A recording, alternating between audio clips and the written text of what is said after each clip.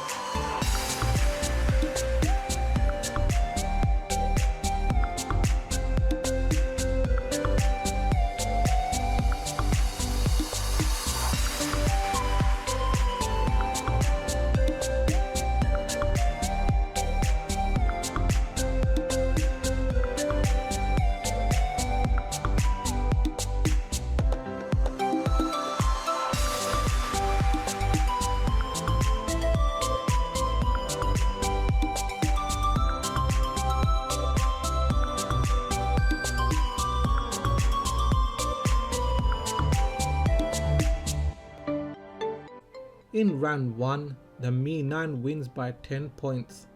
Moving on to round 2, the RAM management. Here you can see all of the apps and games are running in the background.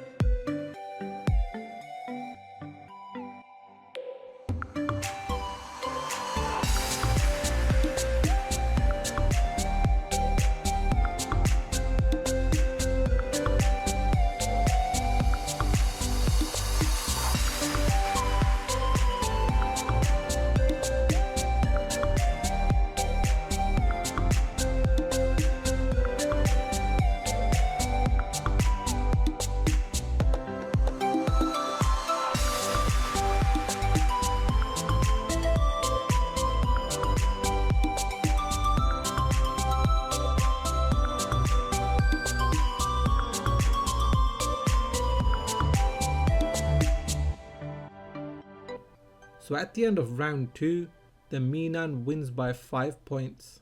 So that is the end of this speed test comparison, and here is a recap of the scores. In round 1, the Mi 9 won by a massive 10 points. In round 2, the Mi 9 won again, and that was by 5 points. As for the price difference, the Mi 9 can be had for about half the price of the Galaxy Note 9. Having said that, the Galaxy Note 9 does have a lot to offer, such as a bigger and better display, a bigger battery, headphone jack, and stereo speakers. The Mi 9 on the other hand is a very good phone, and you are getting the latest Snapdragon 855 CPU for about £400 depending on where you buy it from. So what were your thoughts about this speed test comparison? Do let me know in the comment section. Now if you have enjoyed this video, give it a thumbs up. If it's your first time here, then please do consider subscribing, as I have more videos coming up. There will also be camera comparisons, so make sure you hit that bell icon so you get notified as soon as I release those videos.